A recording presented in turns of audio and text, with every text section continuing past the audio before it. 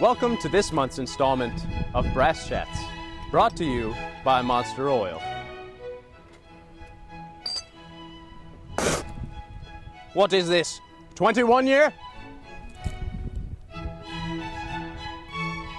Hey everyone, welcome to Brass Chats. Today we have Ethan Bensdorf, second trumpet in the New York Philharmonic. Very happy to have you today. Thanks for joining us. Thanks for having me.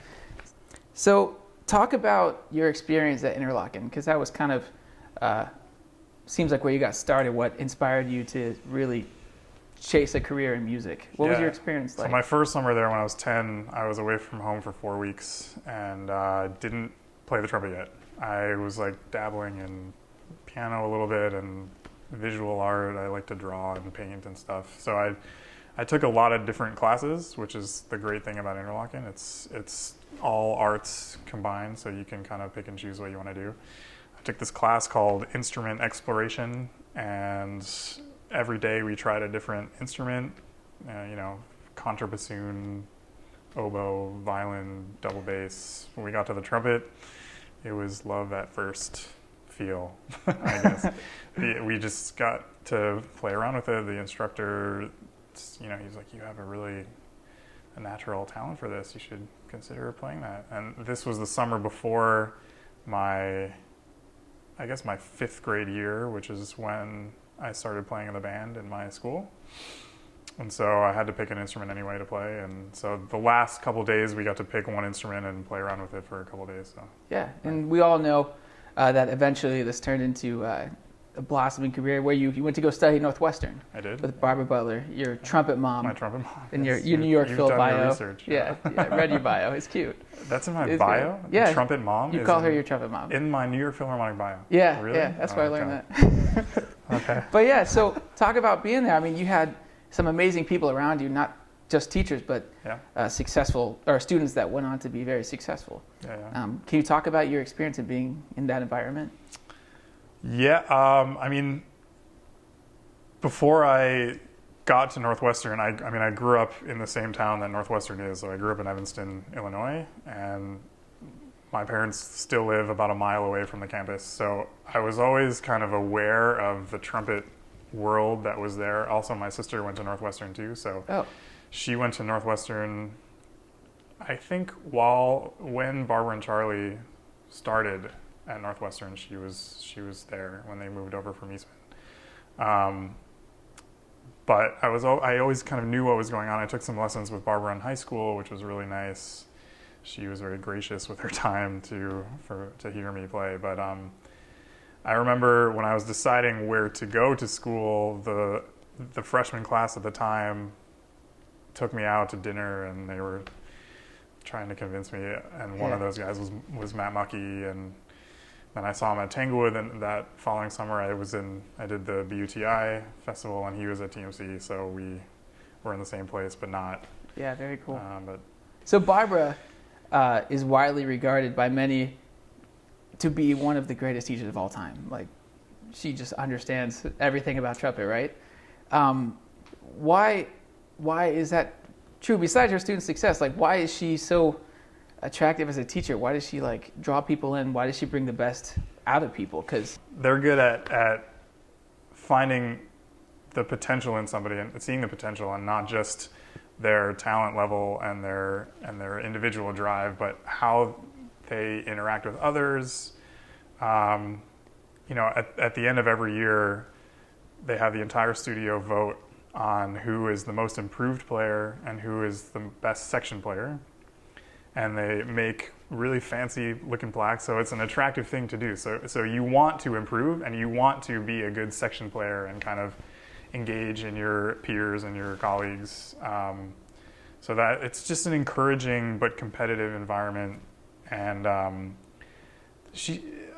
they're both so good at kind of catering to every student's individual needs. So, not everybody is on the orchestral route. Some people want to do other things, and they'll cater towards that. And they are good at learning your individual learning style.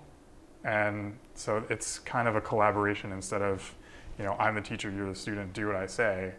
It's kind of a play off of each other, and they'll kick your ass if you need it, and they'll be nurturing if you need it, and they kind of are really good at judging each individual situation as it goes. I like what you said about the studio class thing. That's cool. They vote. Yeah. I heard a story that they go around the room. I never won either of those awards, by the way. Yeah. I heard a story that they go around the room, and the contest is you play the best G you can play. Yeah, is that something you remember? Yeah, I've done that with the studio at MSM now.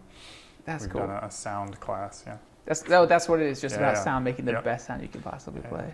And going on that too, I mean, they know that there is not one best sound. So everybody goes around and plays their best note, and you kind of tell each other what you think and what you like about this person's sound. It's, this person has a great sound because it's so dark. Well, this person has a great sound because it's so bright. And it really makes you think about sound concept in general. Yeah. So moving on with your career path, I'm trying to map out the Ethan Bensdorf career path. After school was Civic, or during school? During school. During school was My Civic. sophomore, junior years at Northwestern was Civic. Civic, which is, we all know it's awesome. You don't have to talk about it. But after Civic, after school, straight to Florida, right? Straight to Florida, yep. I didn't take grad school auditions. My plan was to take a year off after I graduated from Northwestern and just kind of practice, take auditions, gig around. And then right before graduation, I took the audition in Naples and on a whim and won it, and it was great. So after Naples, New York Phil audition comes up. What's going through your mind when you're at a point in your career where that's something you can consider? That's something you're like, you know what, New York Phil might be the job for me, because... I wasn't, you can't think about it. Like, even when I was in New York for trial weeks, I was still like trying really hard not to imagine myself living there, playing in that group. I mean, you can't. You sit down, even, final round, the screen comes down, you walk out on stage, and there's Joe Alessi, there's Phil Myers, there's Phil Smith, there's Lauren Mazel, there's everybody sitting right in front of you. And if you let yourself get intimidated and think, oh, wow, these could be my colleagues, then for me, it's the mind game that you have to eliminate as many of those games in the mind that you can. Yeah. I'd love to know more about the audition. Were there any crazy thing that happened? Anything unexpected? Or was it just smooth sailing? You were just going through, you're like, I'm playing the way it goes? No, I mean, I've told this story so many times, but the semifinal round, there were two parts of the semifinals. You go out on stage, you play. After the tape round, after the prelim tape round, I think there were 9 or 10 of us that got invited for the semifinal live round in New York. And we go out on stage, we play, and then I was the only one in my group that got called back right away to play with Phil Smith on stage, and which I didn't expect. I never expect to advance in an audition. I'm very self-critical, but... What did you play? Did you guys play duets? Did you play excerpts? We played excerpts together. And so right before I left for New York from Naples, I saw on the repertoire list of the little asterisks at the bottom that said rotary trumpet required for certain excerpts. And I didn't have a rotary trumpet in Naples with me. And the one that I had access to was left there, I believe on purpose, by Jim Stevenson, who was there before me. And so that was the only thing I had. So I took that. The case didn't even have a handle on it. It was pretty broken down. And so I wasn't comfortable on the horn, and part of what we played was on rotary trumpet. We played, I think, maybe some Schumann, some Brahms, I don't remember, but so after, actually, that was in the final round. I'm sorry, that was in the final round, and he came. We played the final round, and after Phil Smith came back, we were waiting in the personnel office to find out the result, and Phil Smith comes back, and he's like, "Great job, guys. I just want to tell you what we liked and what we didn't like about both of you." He's like, the decision is there is no decision, we both had to come back for trial weeks to play. They wanted to hear more from both of us. But to me, he comes up to me and says, "Ethan, quite frankly, your rotary playing stinks." I said, "Okay, I know, I'm sorry. He's like, "But you showed enough awareness to that, we want to hear more. So we'll give you another shot at that." So the week I came back and played a trial was for enough rotary trumpet playing. There was, I think, Mendelssohn. Wow. And so I used somebody else's horn. I think yeah. Since we're talking about Phil, Yeah. I think most people would love to know what it's like sitting next to him. I mean, you've been in the section for 6 years? 8 years. 8 years. I'm bad at math. That's really cool. So playing with Phil Smith for almost 8 years, what's that like? Every day is a lesson. It's a paid lesson, basically. It's I mean, there are different types of leaders, and he is definitely the most calm, cool, and collected of the leader type. And I learned from the very beginning never to ask questions and just to show up and shut up and play. And he would say something if he needed to. And if he didn't say something, I think that was probably one of the hardest things for me on the job was I didn't get a lot of feedback because I didn't ask for it. And I knew not to ask for it. And if I didn't get any kind of feedback, I was always nervous. Like, well, what do they think? What do they think? And I just didn't want to ask. I didn't want to go there. And, he was always very quiet, which I appreciated. We both showed up. We did our jobs. We had a great working relationship.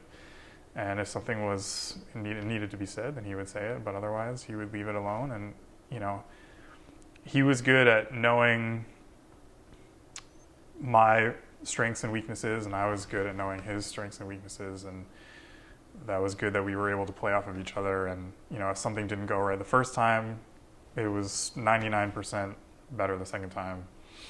And so it was yeah. So it was a pretty natural fit. I mean, it sounds like, for me, I don't know about you, but like I get nervous when who wouldn't get nervous in a new situation like that? But I was terrified. Yeah, right. Every day I would come to work terrified. But again, I had to try so hard to turn that off and just play. That was another thing that was so hard about the job at the beginning, was thinking that I actually belong. Because here I am, I was 23 when I started the job. And, these guys are legends that I'm sitting in with. And I every time anything sounded remotely out of tune, I immediately assumed it was my fault. Yeah. And maybe it was, maybe it wasn't, I don't know. But so I had to just kind of bring this false sense of confidence and make myself believe that I was there for a reason. So I want to ask you about some other things in the brass section and in the orchestra in general, but real quick, can you tell me, real quick, take your time. I want to know your philosophy on second trumpet playing. I mean, my job as a second trumpet player is to make the first trumpet player sound good. And, I think the first trumpet is kind of creates the mold. The first trumpet creates the mold, and the second trumpet fits into the mold. And, you have to be very aware of when to bring things out, when to hold back, when to fit in, when to stick out, when to support, when to lead. There are a lot of interesting different challenges of playing second versus playing first. Which you're doing a lot recently, yeah, right? Yeah. And how does that feel to play principal trumpet with the New York Philharmonic? Again, I have to turn off those mind games, yeah. But it's a blast, literally. It's fun. It's stressful. It's exposed. It's a challenge, but both of my jobs have been second trumpet jobs. So the first couple times that I was doing it, I had to flip that switch back to playing first trumpet, it was definitely an adjustment. I'm still adjusting. Everybody, I guess, is. But, in school, we don't, I guess at Northwestern it was different because of that award. That was a special thing. But for all the placement auditions, we wanted to play the first parts. We wanted to play the lead parts. That was all we really cared about. Playing the solos, playing the loud, high stuff. And I wish that I had spent a little bit more time focusing on the section playing in school. And I think that gets overlooked a lot in schools. When I was at Interlochen, I played a lot of second trumpet, I remember, and really enjoying it. I like to share the spotlight. Sharing is caring. I don't necessarily like to be, these lights are like all over me, which is cool, but I don't necessarily like to be in the spotlight all the time. And I'm a team player, and I think a lot of... No, it's fine. I think playing in an orchestra is like playing a team sport, and we can't play a concert without every individual contribution to the greater whole. Absolutely. So. Yeah. I heard from somebody that you had a change when you started playing in the New York Philharmonic, and that was that you listen as if you were in the hall rather than if you were sitting in the section. I always talk about being an active listener, and so you have to really listen to what comes out the bell and not just what you feel comes out the bell. So you have to kind of be in two different places at once and do the playing, but also hear what is actually coming out and not what you think is coming out. Yeah. A lot of times it can be very different. But. Okay. So we had a question about the people in the orchestra, and you have a lot of different age groups. You have legends, like you were saying, Phil Myers, all these guys, everywhere in age ranges from 23 to 500. And I want to know what it's like playing with people from all these different generations. It's really fun playing with the 500-year-olds. It's amazing every day. It's like, how do they even get to work? Yeah. No, just kidding. They smell pretty bad. But yeah, what is that like, playing with people who have been around for such a long time? They have stories. It's fascinating to just sit around and listen to people tell stories about the old days or the way things used to be. But it's great because you have all these new people coming in, and they're there from day one, and they don't know what it's necessarily like, and they don't have the experience that so many of the other people do. But everybody was still very supportive of everybody. It really is a supportive environment, and people really went out of their way to make me feel comfortable as much as they could. And now that I'm more of a veteran, which is weird, but I try to do the same for other people coming in. So yeah, it's a nice atmosphere. That's such a sweet answer. Nice. One more question about being in the orchestra. Tell me your best conductor story. You worked with a lot of people. You got to have something awesome. Okay, I guess I don't know why this comes to mind, but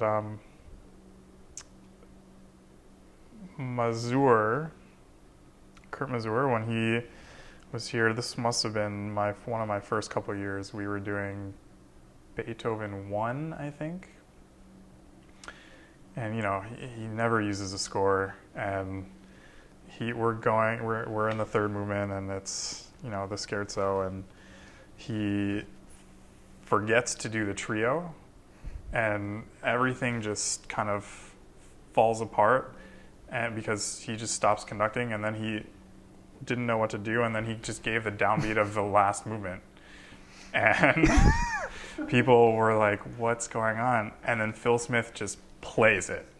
He was just like, here it is, last movement right now, last movement. And that saved the entire performance. Everyone's like, what just happened?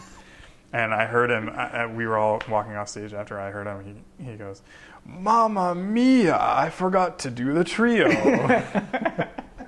That's fantastic. I don't know if that's the best I got, but it's a good one. That's hilarious. That was in a concert. In a concert. Yeah. Good gracious. Yeah. All right, Mr. Bensdorf, you have the pleasure of taking part in the Monster Round.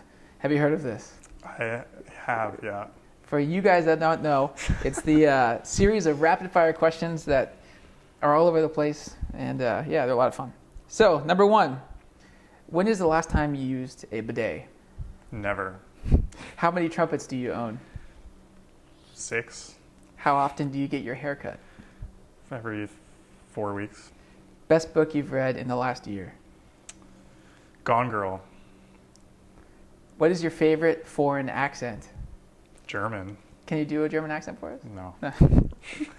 I wouldn't do it justice. Yeah, the best second trumpet player? No, that didn't work, did it? The best second More trumpet. Austria, yeah. The best second trumpet player of all time. Phil Smith. What's the most recent trumpet recording you've listened to? Phil Smith. The last rock concert you went to? Don't say Phil Smith. No, You it's say not Phil it's Smith not for Phil rock Smith. concert. It's my friend John Hugo. Okay. Greatest sports moment in history? The Bulls three-peat in the 90s. Greatest conductor of all time? James Levine. Favorite coffee drink? Flat white. What is that? Look it up. Okay. Best soccer player in the world? Messi.